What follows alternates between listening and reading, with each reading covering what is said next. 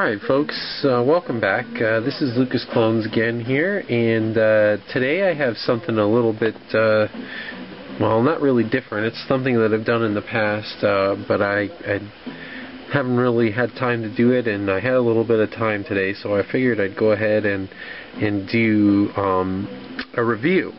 And the reason why I'm doing this review is this is actually a very special review for me. And the figures that I'm going to review, I have two of them, were gotten for me by a very, very good friend, probably one of my best friends, and also my co-host on Custom Action Figure News, which is our podcast that we do about customizing action figures, and that is Tamer, also known as Sean. And he managed to score a couple of San Diego Comic-Con exclusive figures for me, and I'll tell you what they are in just a minute. But before we get to the review, what you're looking at in front of you, and this goes along with the review, is a custom that I've done, and you'll probably start to figure out what I'm going to review as you look at this figure. And this is a custom Jinx figure, and I'm actually still working on her a little bit. I just added this head to her today. This is a, I believe it's Valor vs. Venom Jinx figure from the early 2000s. I don't even remember what year it came out, but I took it off of the O-ring figure and dremeled it out and added it to my custom. This is actually, so she has this is sort of like a 30th anniversary version because she has an alternate head here. So this is the head that I've had all along, and I just put this one on her today. I'm going to completely repaint this head. It's going to match the skin tone of her masked face, and she should be pretty awesome. Just give you a quick turnaround of her. She's got a wakizashi on her back of her belt, and she's got her full katana here. She's got a pistol here, and she has I forget what this weapon is called again. My friend Matthew Francis Myers on Facebook would know. He actually knows quite a bit about martial arts and ninjutsu weapons, and he likes to tell us all what the names are, so he'll probably see this video and tell me what it is right away.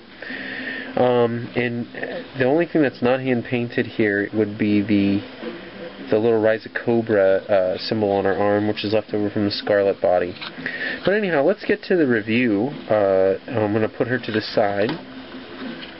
And first I'm going to start with the packaging here. And I actually have both versions of Jinx. Again, thanks to my good friend Tamer. So here is the 25th anniversary packaging on the San Diego Comic-Con exclusive.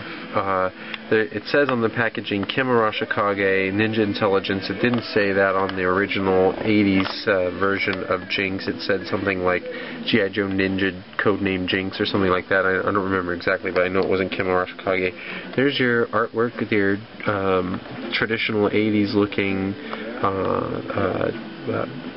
explosive background with Jinx there. The artwork is a lot different than the original. On the back, we have some artwork from the comic, the Marvel comic, and it says the character as she appeared in comic number 24, and that was the issue was called Ladies' Day, issued August 1989, and then here is her file card. I am not going to read it to you. If you want to read it, you can pause right now and read what you can see. It's also available online at yojo.com. If you search for Jinx, you will find her. Beautiful packaging. I was careful not to damage the card when opening, although I meant to leave the bubble so that it could be opened sort of like a clamshell, and I went a little bit too forward with the X-Acto knife there in my attempt to not damage the card. Here's the variant card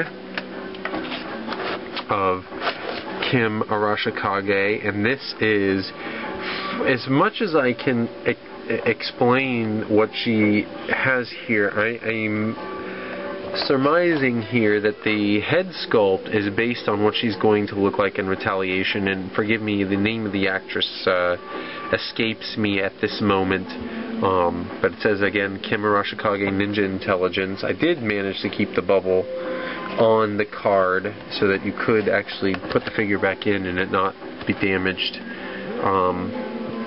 Good looking artwork. There's the San Diego Comic-Con exclusive that's on the star case, not on the packaging.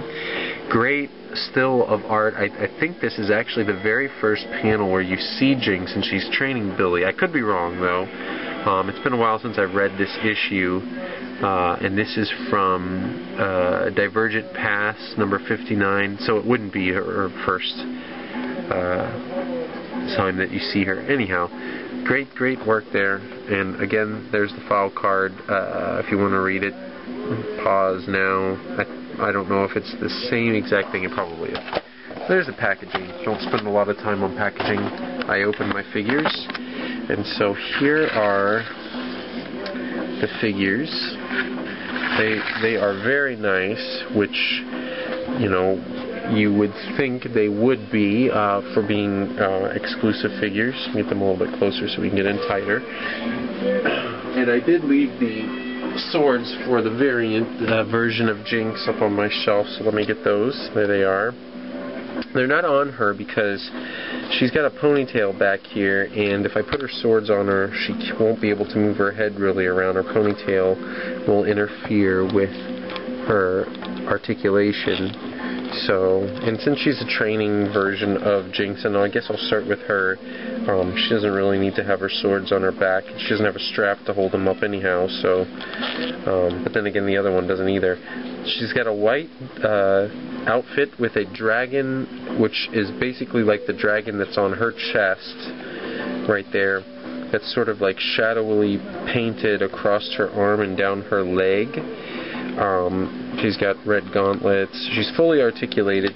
The one thing that I dislike about both of these figures is that they have rocker ankles, and I understand that they're trying to give it a super articulated, you know, you want to get this into lots of action poses because she is a ninja. But here's what I don't like about the rocker ankles, and it's not just this figure, it's all of them in general. And we had a lot of this in the Retaliation line.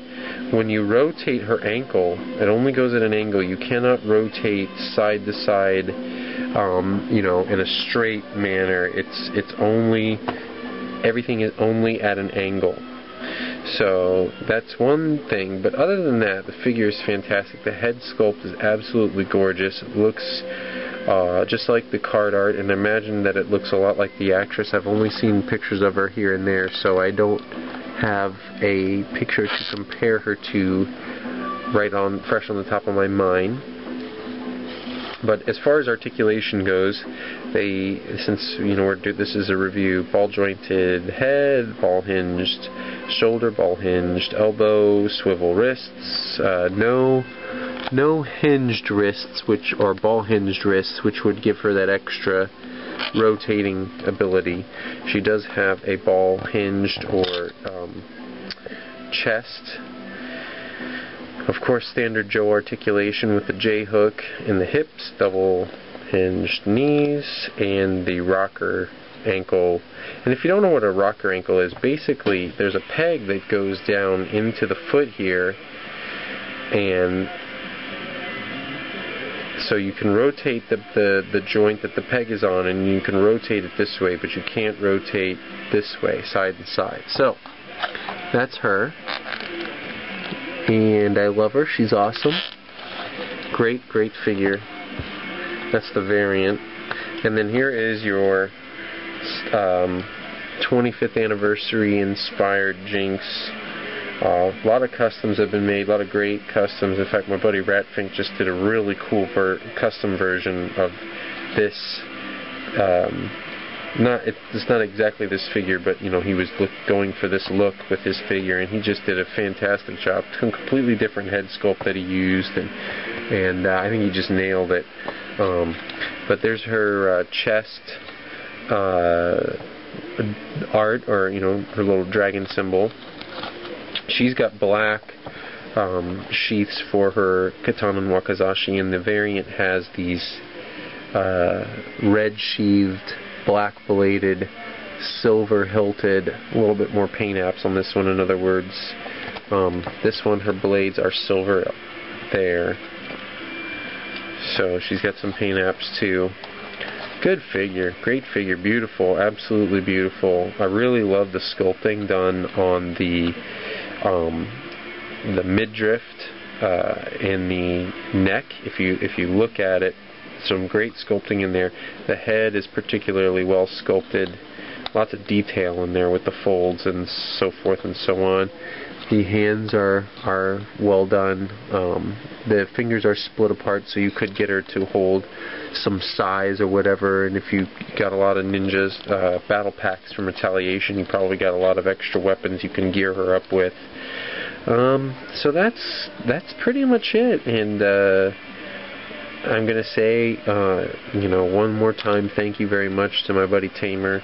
And if you had an opportunity to score these figures on HasbroToyShop.com, you are the lucky one.